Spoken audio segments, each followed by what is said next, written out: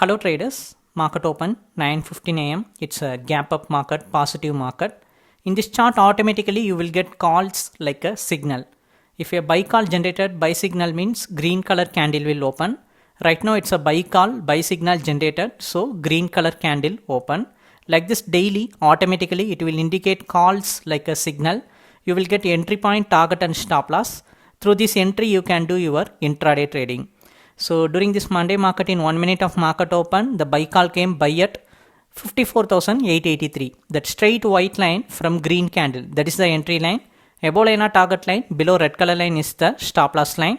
So the first target range is 55,020. So it will be like more than 130 point first target range. Daily like this, the calls will be generated. Through these calls, you will get the entry point. Through this entry, you can do manual trade, auto trade. Both are possible. For plan detail, if you want this chart, send me a hi message in WhatsApp. And within 3 minutes of the buy call generated, in just a 3 candle, it break out the first target.